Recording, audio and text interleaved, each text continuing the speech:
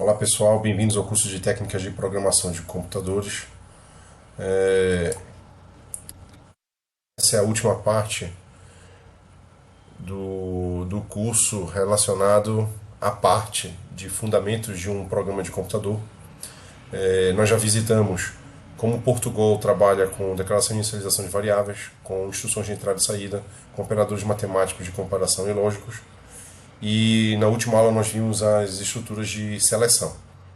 Agora, uma parte importante do curso é mostrar como é que o Portugal trabalha com estruturas de repetição. E há três formas disponíveis no Portugal, tá certo, gente? A primeira forma é o enquanto, a segunda forma é o para, e a terceira forma é o faça enquanto, certo? Então, as estruturas que possuem blocos de instrução que serão repetidas até uma condição de parada ser satisfeita são as estruturas de repetição. Então, um bloco de instruções dentro dessas estruturas, aqui no exemplo do enquanto, o bloco está dentro do abre-chave e fecha-chaves do enquanto. Quando a instrução é do tipo para, ela está dentro do abre-chaves e fecha-chaves do comando para. E quando o comando é faça enquanto, está dentro do abre-chaves e fecha-chaves desse comando faça enquanto. Então, esse bloco de instruções que está aqui, nesses três exemplos, são as instruções que serão repetidas constantemente, ou melhor, até que uma condição de parada seja satisfeita. E a condição de parada é justamente o que você tem que pensar e planejar na hora de escrever o seu código em Portugal. Então, o comando enquanto, nós utilizamos ele normalmente quando não conhecemos o número de iterações a priori que a gente vai fazer. E aí você usa enquanto. Se você conhece quantas iterações, quantas repetições a priori, antes de escrever o código, você já conhece a priori quantas iterações você vai fazer. Exemplo, o tamanho de uma lista. Exemplo, vou repetir 10 vezes um conjunto de comandos. Então já sei a priori quantas vezes será a repetição. Quantas vezes o conjunto de instruções daquele bloco será repetido. E aí a gente já utiliza o comando para. Então o comando para que usamos normalmente quando conhecemos o número de iterações a priori. O comando faça enquanto, ele é semelhante ao comando enquanto, então é muito parecido, como vocês estão vendo. A diferença aqui é que o enquanto está no final e aqui o enquanto está no início. Bem, como o comando enquanto aqui está no final, eu garanto que pelo menos um bloco de instruções, uma iteração será executada. Aqui não, nem garanto que as instruções serão executadas se essa condição não for satisfeita. Aqui eu garanto que pelo menos um grupo de instruções, ou seja, o bloco que será repetido, será executado pelo menos uma vez. Então, mas considera ao menos uma iteração. Essa é a diferença do faça enquanto. Eu vou mostrar para vocês um programa que eu escrevi em Portugal como exemplo, só para a gente ter contato com essas três formas de uso das estruturas de repetição no Portugal. Então aqui eu vou abrir o Portugal. Ok, esse é o exemplo que eu montei para vocês. Eu tenho as três formas de representação das estruturas de repetição. Então está aqui as três formas. Bem, a tabuada, que é o último exemplo que eu coloquei aqui, e nos slides seria o segundo exemplo, seria o comando para, né? Eu já conheço a priori quantas vezes eu vou ter que iterar ou repetir aquele bloco no meu programa. Então, como a tabuada tem 10 elementos, né? Eu sei que eu vou repetir 10 vezes. Eu estou fazendo aqui a tabuada de 5. Né? Então, aqui eu vou iterar do i igual a 1 até o i menor ou igual a 10. Isso é uma coisa interessante que existe na estrutura de repetição do comando para, é que no caso do comando para, a condição de parada está aqui no meio. O comando para ele é dividido aqui em três partes, tá? A primeira parte a gente chama de inicialização. Deixa eu abrir os slides, eu acho que fica mais fácil de enxergar nos slides. A primeira parte do comando para é a declaração e inicialização da variável, que define a condição de parada. Aqui é a condição de parada, ou seja, eu vou usar essa variável que eu declarei aqui e vou controlar ela, ou seja, eu vou repetir esse bloco de instruções até que o valor dessa variável satisfaça uma condição que eu vou indicar aqui. Normalmente é assim que você escreve esse código, com o comando para. E aqui você diz, na terceira parte do comando, você diz como essa variável que você declarou aqui será incrementada. Então, o comando para ele tem uma parte de declaração, ponto e vírgula, parte de condição, ponto e vírgula, parte de incremento. O comando enquanto e o comando faça enquanto, ele tem só a condição de parada. No caso do comando para, ele tem a condição de parada, igual os outros dois comandos, mas ele também tem a declaração da variável que será utilizada na condição de parada e o incremento dessa variável, ou seja, o passo de incremento.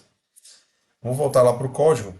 E aqui no caso da tabuada, eu sei que eu vou ter que iterar de 1 até 10, porque eu sei que é até inclusive 10, porque é o menor igual a condicional aqui. Então vou fazer esse bloco de instruções, vai ser executado quando i for igual a 1, quando i for igual a 2, quando i for igual a 3, quando i for igual a 10.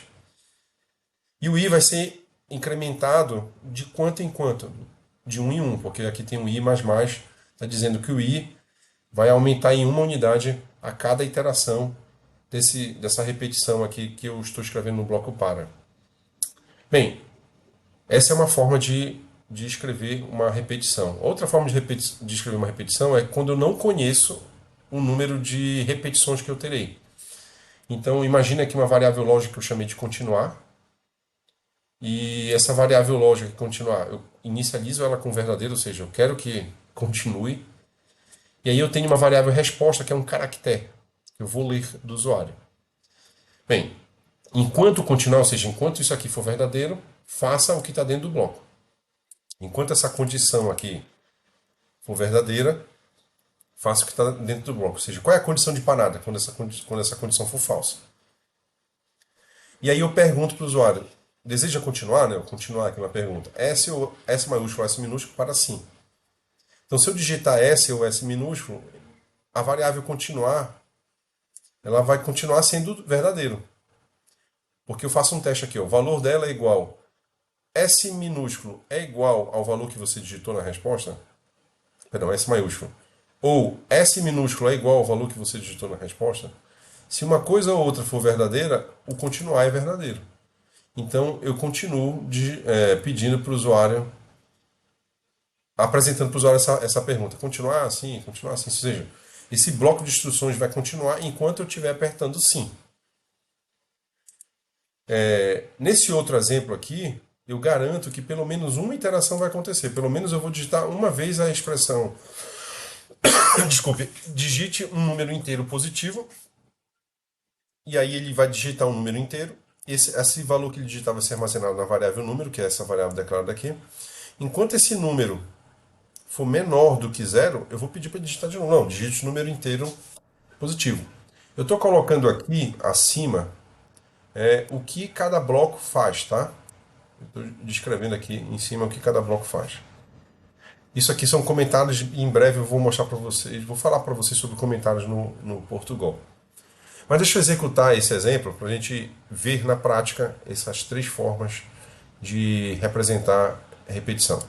Estou executando aqui o código e aí eu estou executando esse trecho aqui do código, ok? Então ele já está me pedindo, ó, continuar, sim ou não. Se eu digitar S minúsculo, ele vai continuar a interação, né? Vai repetir.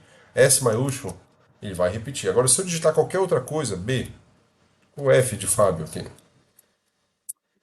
ele sai desse loop. Então, a condição de parada desse loop é que o continuar seja falso. Bem, o continuar é falso quando o valor digitado na resposta não for S maiúsculo ou não for S minúsculo, tá? Segundo exemplo, eu estou pedindo para ele digitar um número inteiro positivo. Ou seja, já estou nesse trecho aqui, é o faça enquanto. O faça enquanto normalmente você utiliza quando você quer garantir pelo menos uma iteração. Então eu quero que pelo menos eu peça uma vez o valor da variável número. E eu estou pedindo aqui, digite um número positivo. Digamos que eu digite menos 10. Não é um número positivo, inteiro positivo. Ele pede de novo. Menos 5. Pede de novo. Ah, não, 10. Saiu. Interrompeu a execução daquele loop. Logo em seguida, ele pulou para o último loop, última estrutura de repetição, que é o para. Bem, nesse para aqui eu já sei quantas vezes eu vou iterar. Né? Eu poderia ter feito esse mesmo programa aqui sem usar o para, sem usar mas seria um programa em que eu digitaria várias linhas, várias vezes eu digitaria se escreva. No caso, eu escreveria 10 vezes se escreva. Escreva para o primeiro caso, escreva para o segundo caso, escreva para o terceiro caso, assim por diante. Mas com um loop, ou seja, com uma estrutura de repetição, que é o que a gente está utilizando aqui, eu economizo esse esforço dizendo qual é o bloco de instruções que eu quero que se repita. E quantas vezes, nesse caso do para. Nesse caso eu indiquei que eu quero que se repita 10 vezes. Aí eu mandei imprimir 5 vezes o valor de i, que começa com 1. O valor de i começa com 1 aqui, né? Igual, então eu imprimo igual, a 5 vezes i. Ou seja, eu vou multiplicar a 5 pelo valor de i. O i começa com 1, depois ele passa para 2, depois ele passa para 3. Como é que eu sei que ele está aumentando em 1, o i, até ele chegar em 10? Porque a terceira parte do comando para, então essa é a primeira parte onde eu declaro, essa é a segunda parte onde eu coloco uma condição de parada, e a última parte, que é a terceira parte, eu indico como a variável que eu declarei aqui no início ela vai ser incrementada, ou seja, o passo de incremento dela é 1. Para concluir a parte de estrutura de repetição, na verdade não de estrutura de repetição, para concluir essa parte de fundamentos de um programa de computador, e portanto concluir até o curso de Portugal com vocês, eu vou fazer as últimas considerações aqui, perdão, que são algumas orientações importantes quando você estiver escrevendo o seu código, certo? Bem, eu coloquei aqui a primeira com relação ao uso de comentários. É muito bom que você escreva programas, códigos de computador, que vão virar programa de computador com comentários. Porque assim, quando você está escrevendo o programa, você naturalmente sabe o que você quer fazer e aí sai escrevendo a solução e dá certo. Vamos imaginar aqui que deu certo o programa que você faz. Mas talvez lá no futuro, quando você mesmo que escreveu o código for olhar o programa novamente, talvez você demore um tempo ou até mesmo nem consiga entender o que você já escreveu. Nessa hora, os comentários são muito importantes. Então, o que são comentários? São textos que não serão interpretados ou executados pelo programa. Então, eles servem para descrever ou comentar uma operação, uma instrução, um conjunto de instruções, que foi o que nós fizemos nesse último exemplo que eu compartilhei com vocês nas estruturas de repetição. No Portugal, existem duas formas de comentário, de várias linhas e de uma linha. O comentário de várias linhas é que você quer dizer para o Portugal, olha, o que eu escrevi aqui não é para você tentar executar, ele não serve para nada, é só um texto, um comentário meu. Você começa com barra asterisco e termina com asterisco barra. Tudo que estiver entre esses dois caracteres aqui, entre essas duas palavras, né, barra asterisco e asterisco barra, é algo que o Portugal não vai executar. Então, por exemplo, eu declarei uma variável chamada média, e a média é calculada a partir das notas parciais do aluno, NAP1 e NAP2. Por exemplo, é um comentário que eu gostaria de deixar nesse programa hipotético que eu estou apresentando para vocês. Outra forma de comentário é de uma linha. O que é o comentário de uma linha? Tudo que vem após o barra barra não é executado pelo programa. Então eu posso colocar tanto numa linha acima como após uma instrução. Foi o que eu quis indicar aqui. Eu estou declarando a variável média, mas eu estou dizendo o que essa variável significa. Ela guarda a média das notas. Ela poderia significar outro tipo de média, para dar um exemplo.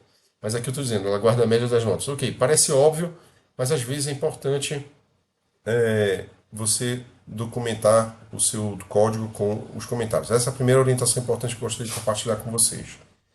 A segunda, que também é muito importante, principalmente para quem vai avaliar o seu código, é a indentação. E o que seria esse indentar o código do programa? É o recuo e alinhamento das instruções de um bloco de instruções. O correto é que todas as instruções que pertencem ao mesmo bloco elas estarem alinhadas certinhas, uma embaixo da outra, obedecendo o mesmo recuo. O que isso garante? O leitor do programa saberá rapidamente, pela indentação, que as instruções são do mesmo bloco. Por sinal, uma das coisas que eu gosto do Python é que você é obrigado, pode ser até um defeito para alguns, é que você é obrigado a indentar o código que pertence ao mesmo bloco, porque a indentação é a definição de bloco do Python. No caso do Portugal e do Java, que nós ainda vamos ver também, o bloco é definido pelo abre chaves e fecha chaves. Então você pode ou não indentar o código, pode deixar ele bagunçado. o que é muito feio, portanto não fica óbvio para o leitor do seu programa que aquelas instruções, aqueles comandos pertencem ao mesmo bloco. Então essa é a outra observação que eu gostaria de deixar para vocês. E o que vem a ser um bloco de instruções? É um conjunto de comandos entre chaves, no caso do Portugal. Bloco com apenas uma instrução não precisa de chaves nas estruturas de seleção e repetição. Então, deixa eu voltar para o código aqui que a gente usou ainda há pouco. Eu não precisaria ter esse abre-chaves e fecha-chaves para esse exemplo aqui. Por quê? Porque é uma única instrução. Quando o bloco for de uma única instrução, eu não preciso definir que ali é um bloco com abre-chaves e fecha-chaves.